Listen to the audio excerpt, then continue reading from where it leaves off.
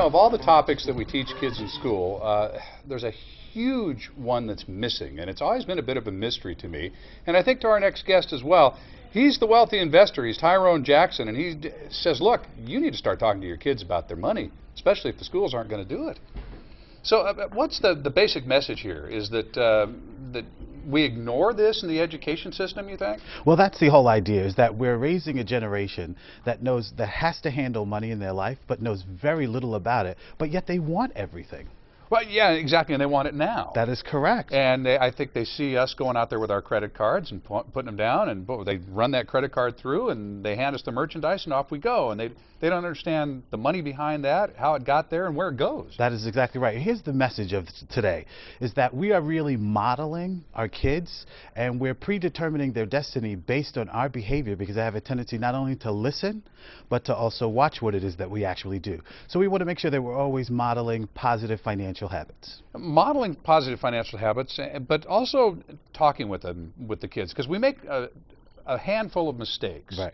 As they're growing up. That is correct. Beginning with what? Not talking with them about it? Well, here's the thing. You know, I see a lot of people who want to learn how to handle their own money and develop these positive financial habits. But they say, you know, Tyrone, I don't know anything about stocks or mutual funds because we didn't talk about money in my home. So the first thing we have to do is actually talk about money. Like, money in our society is a taboo, and that has to end. Okay. Well, I know with my kids, one of the first things we did was they were very, very young. We put them on an allowance. Yes. But we also segmented that allowance up and taught them that a certain part goes to permanent long-term savings and a certain part goes to giving that money away to the charity of your choice. Then some investing, and then there's some money maybe left over to actually get some things that you want right now. Mm-hmm. And they seem to be growing up into pretty good money handlers as young adults, but did I miss anything? No, actually, you're one of those people that hit it right on the head, so bravo to you. But the things that you've just outlined is something that most parents don't do. And let's say, for example, your grandparents were depression babies, right? You heard a lot of, we can't do this, we can't afford, we can't. So as you begin to divvy your money up as an adult, you think, well, I can't do that, I can't do this. And instead, you want to replace that with a positive thought, a positive action like, what are my financial priorities? What would I like to achieve? Now, the stock market's a tricky thing too, but I got my kids going early on in that. I said, look, what do you like?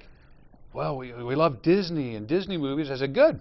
Do you like it? Do you believe in Disney? Mm-hmm. Do you think that Disney knows how to make money? Yes, we do. Okay, well then let's put a little of your money in Disney. Well, let them make money for you. That's exactly right. I wish I had grown up in your household. Well, again, the jury's still out. Again, because like I said, they're young adults, and it just seemed to make sense to do these things with them, and it was kind of fun. Well, that's the whole idea. I mean, I'm a divorced dad. At my house, when I see my kids, when they come over for the weekend, we have stock market Sundays. So the stock market is a natural part of their life. They know about covered calls. They know what a dividend is.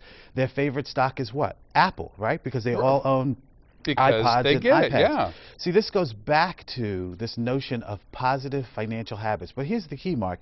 You cannot pass on a financial education that you don't have. So as the parent, if you don't know about stocks and dividends and stock splits and all of that, how can you pass that on to your kids? And the answer is this: you cannot. Can't do it. That's correct. So how do parents get educated then? Okay. Well, the first thing that parents need to know is they need to look at what their investment goals are, what their objectives are, because if they don't have any objectives, chances are their kids won't have any objectives, right? So if we want to pass on something to your kids when they're younger, you have to get a financial education today and start learning what stocks are, start learning about stock splits, start learning how much money you need for your retirement.